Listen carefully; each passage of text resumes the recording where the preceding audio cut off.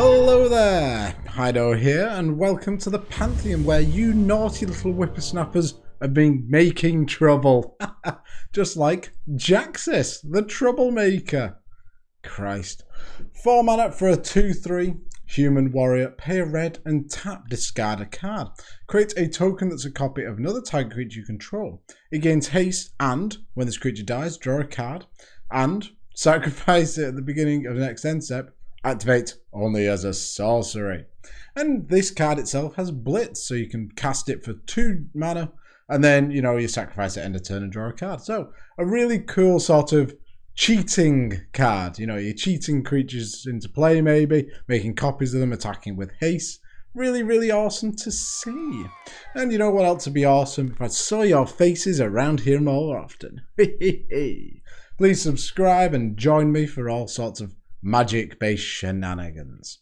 Without further ado, let's dive into my top 5. And in at number 5, we've got Angie's Ravager and Things with Madness, because our commander's ability, the tap and pay a red, we also have to discard a card. So instead of just discarding cards, why don't we cast them from the discard? And that's what Madness allows us to do. So Angie's Ravager attacks each combat fable. Whenever it's attacked, discard your hand and draw 3 cards. So if we're low on cards, nice way of refilling the hand. And then Madness for 2 mana. So if you discard this card, discard it into exile instead. When you do, you can cast it for its Madness cost, or put it into your graveyard. So you get a nice free cast of this. Really, really good to see. And then possibly we could make a copy of this, attack straight away with haste.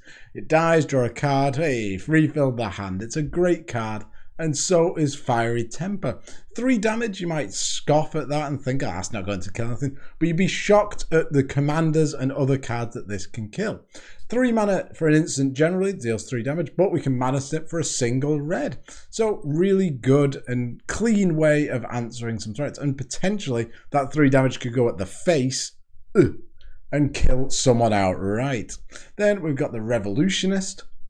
6 mana 3/3. When it enters the battlefield, return target instant or sorcery card from your graveyard to your hand. Add Madness for 4 mana. So rebuys a key spell, maybe a piece of removal that you want to use again, something like that. Very good to rebuy it with that.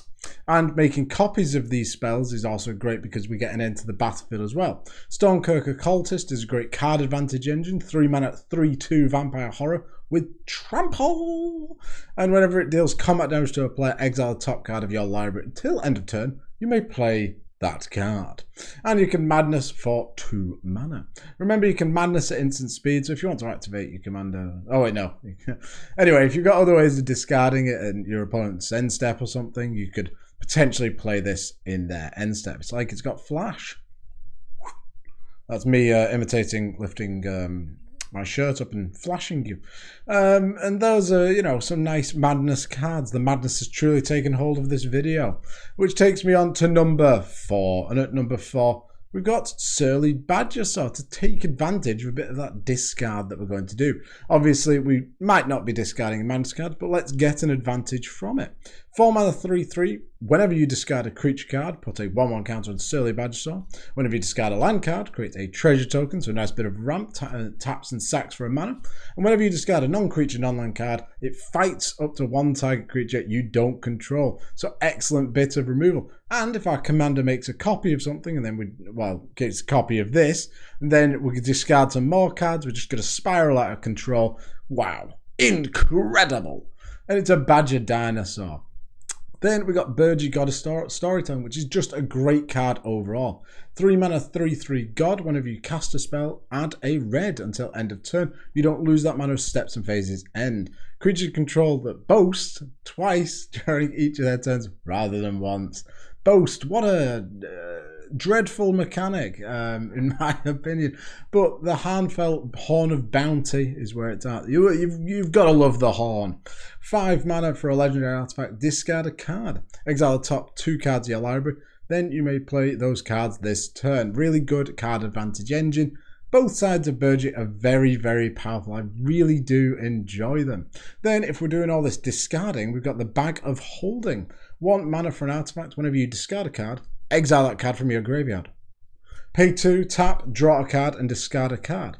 And then pay 4, tap, sacrifice Bag of Holding, return all cards, exile with Bag of Holding to their owner's hands. This is a great card advantage engine. You know, if you're discarding these cards to make tokens, to make copies, things like that, we can rebuy them all at the end step of someone's turn and then cast them all over again. It's really, really good.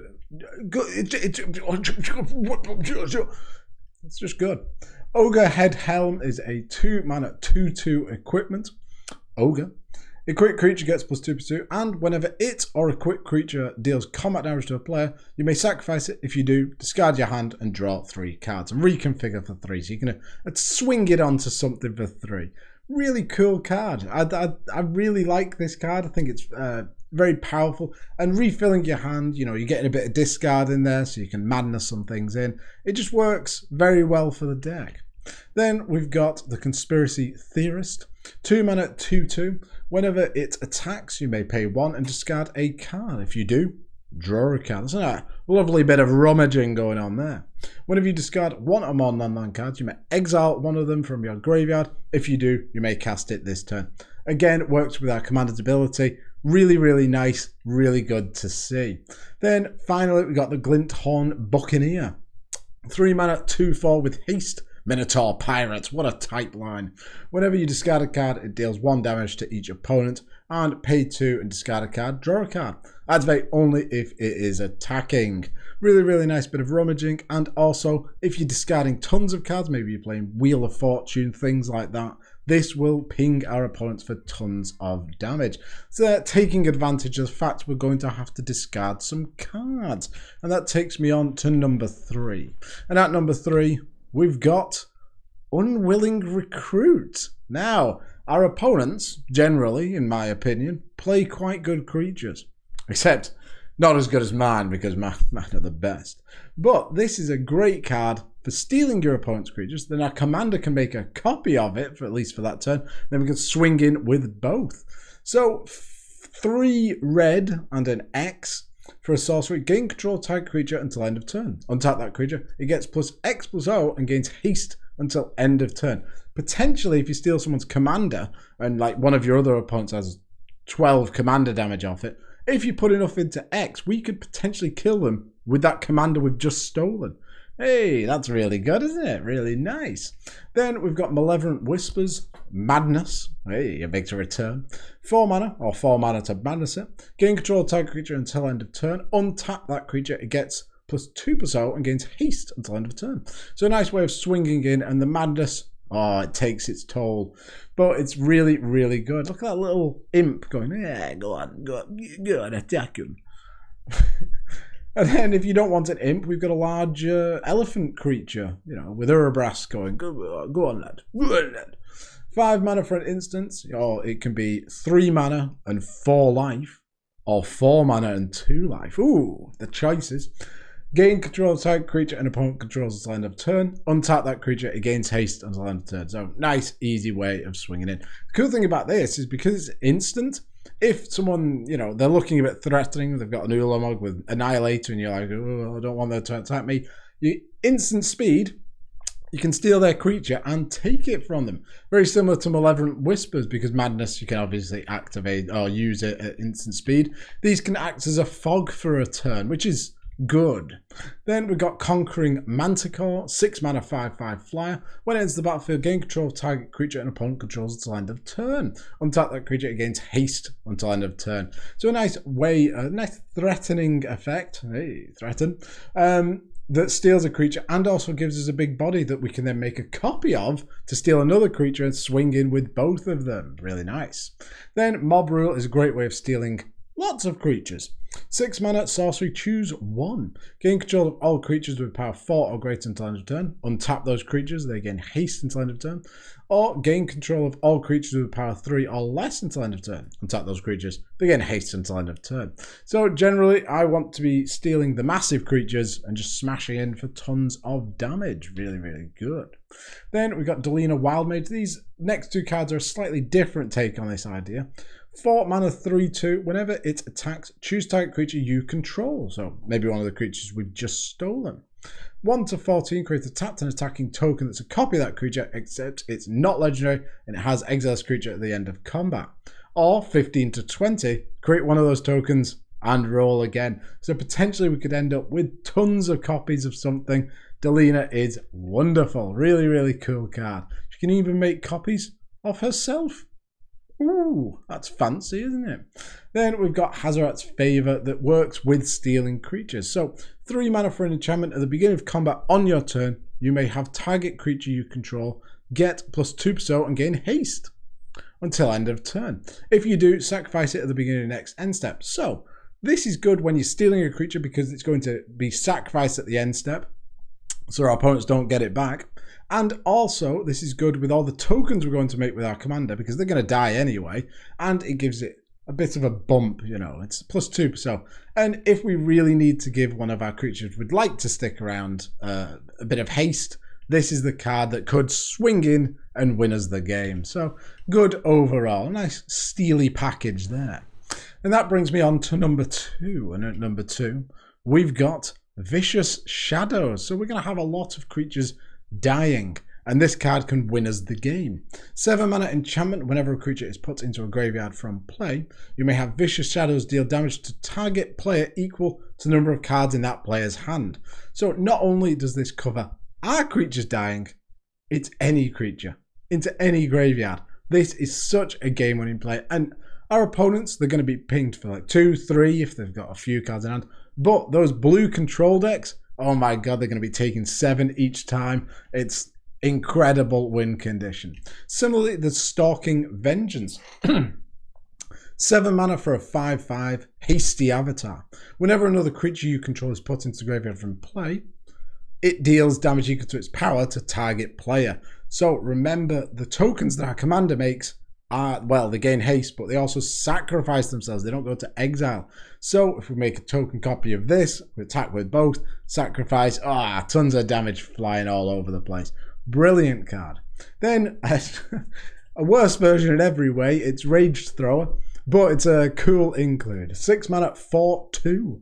Whenever another creature dies, it deals 2 damage to target player. It's really not very good, but if you have a lot of little tokens, it's actually quite good and the damage builds up.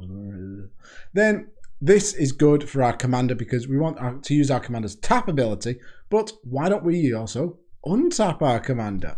Thornbite Staff is a 2 mana equip 4 shaman equipment. Creature has pay 2 and tap. This creature deals 1 damage to target creature or player. Not bothered about that, to be quite honest. And whenever a creature is put into a graveyard from play, untap this creature. So potentially we can just make tons of copies of things. Obviously we need a lot of cards to discard, but we can make lots and lots of things. Every time something dies, we untap our commander, make another copy of something. Really, really wonderful card. Similarly, these are all about untapping our commander and using it again. Jador's Saddlebags. 2 mana for an artifact. Pay 3 and tap, untap target creature. So we can untap our commander, use it again, make another token, maybe make another Stalking Vengeance. 1000-Year Elixir is also fantastic for untapping things, and it also gives pseudo haste. 3 mana for an artifact. You may activate abilities of creatures you control as though those creatures had haste. Hey!